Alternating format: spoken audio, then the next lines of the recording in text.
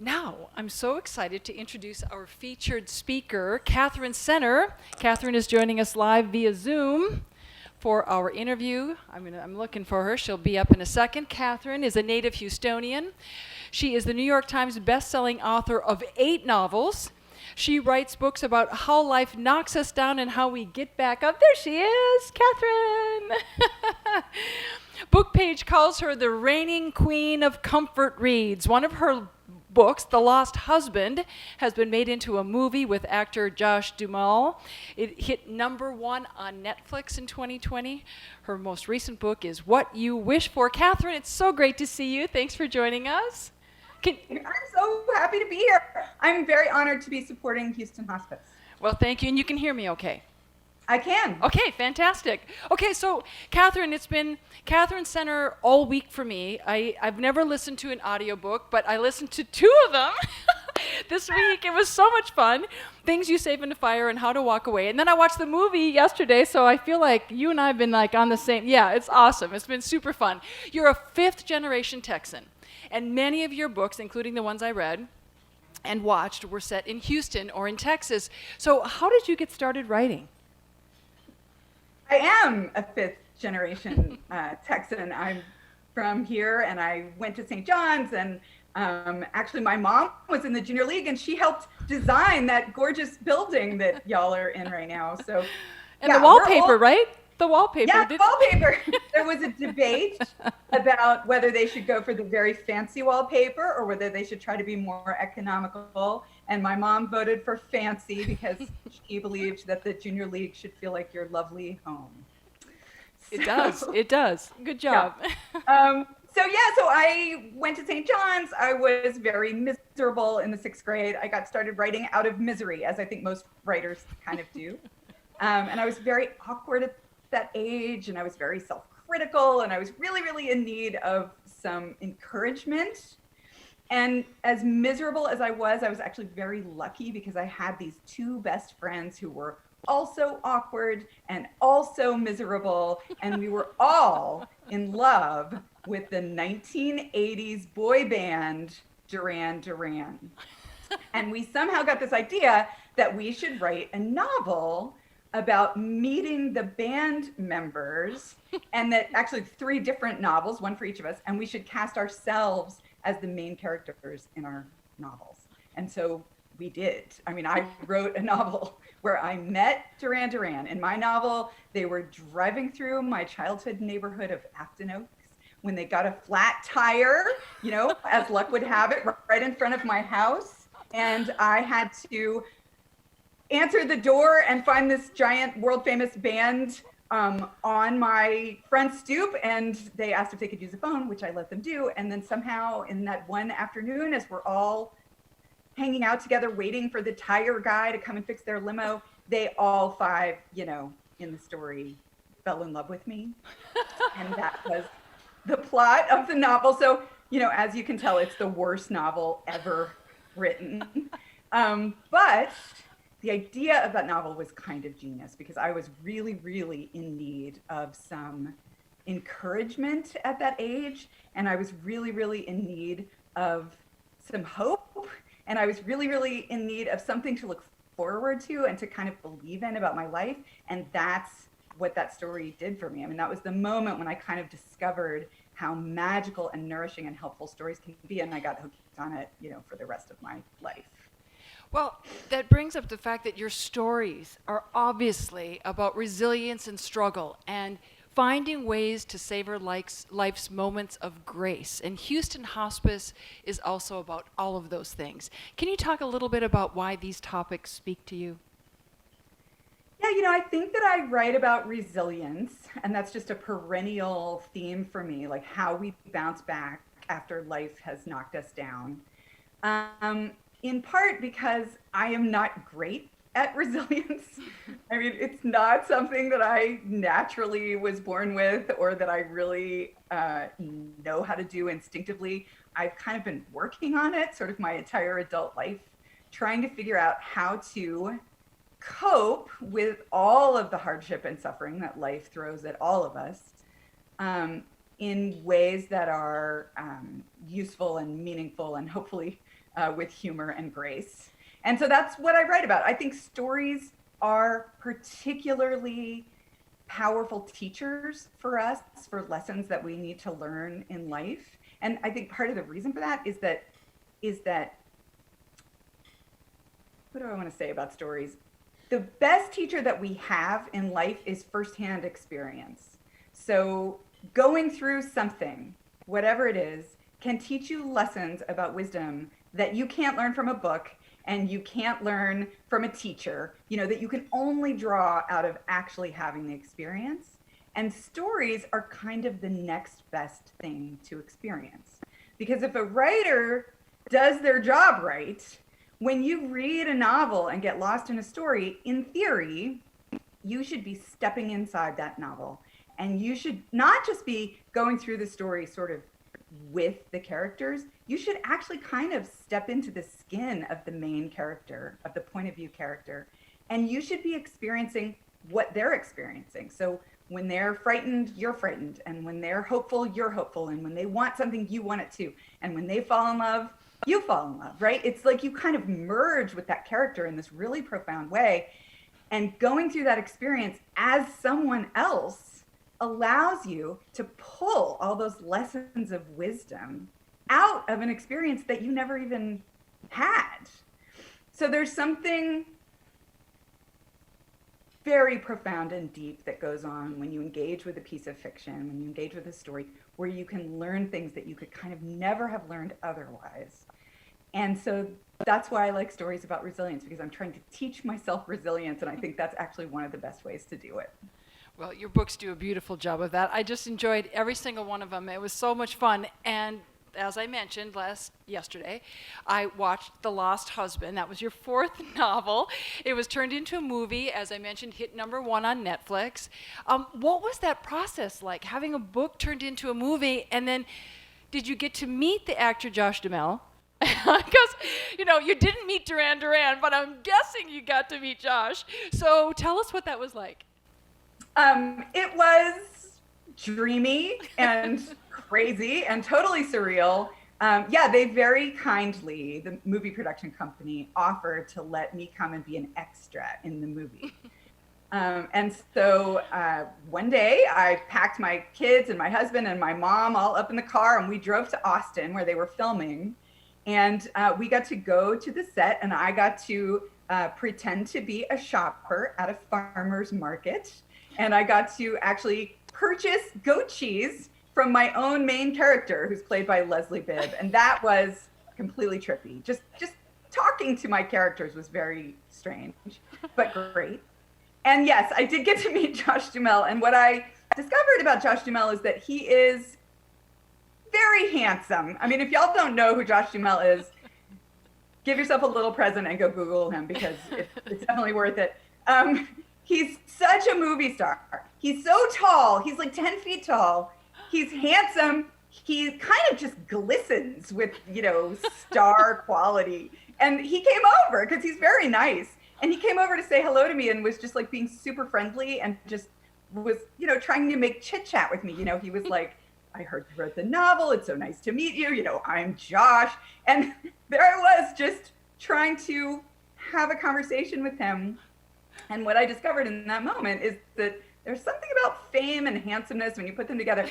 I just went totally mute. I mean, I just lost the ability to speak or make any words. And I'm looking up at this 10-foot tall man, and all I can do is just make gurgling noises. And talking is like my favorite thing to do on earth. And the idea that I could not form any words at all was very strange and trippy to me.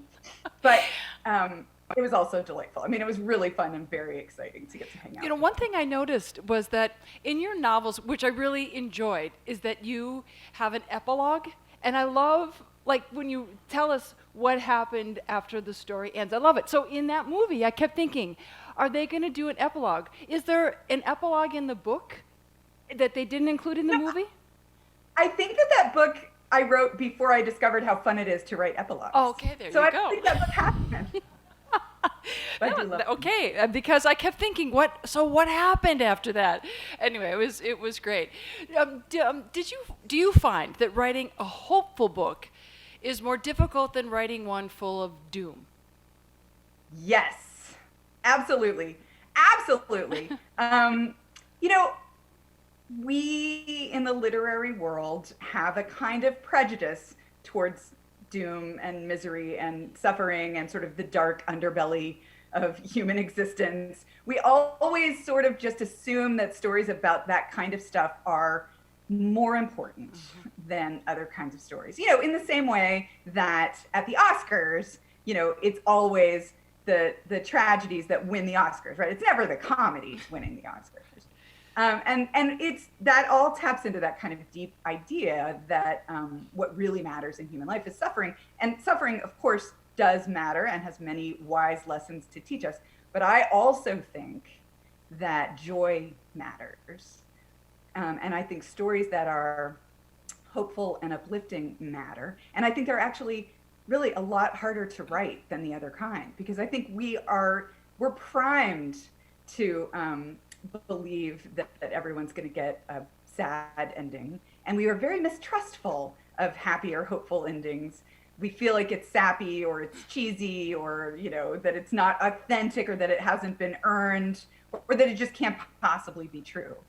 But for me, I always believe that the light is just as important as the darkness. And when I write stories, I always think of them as being sort of half tragedy and half comedy. The people in my stories always have to go through really hard, genuinely hard things. You know, they have to really struggle with traumas and grief and difficulty.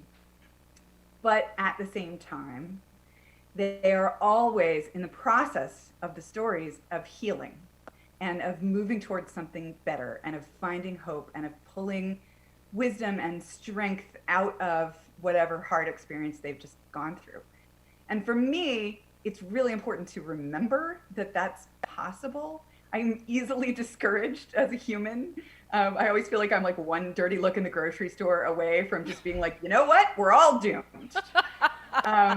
And I want to believe in hope, and I want to believe that we, the human race, are going to pull it together and figure things out and become stronger for our struggles. And so that's why I keep writing some version of that same story over and over and over again. Well, Catherine, I have to tell I am an English major, so I do understand exactly what you're talking about the heavy. And what I so enjoyed about your novels, it was a happy ending, and I couldn't wait to get to it, and I couldn't wait to get to the epilogue, and that was good. And it was, especially right now with all the craziness in the world and just coming out of COVID. You know, you were quoted in an interview as having these words of wisdom for other women. Try to look for the beauty in your life and be as grateful as you can. This message is particularly relevant for terminally ill patients and those who love them. Do you have any thoughts on this connection? Yeah, you know, I think about this a lot as I try to build resilience in myself and as I try to move through my own life with wisdom and hopefully some grace.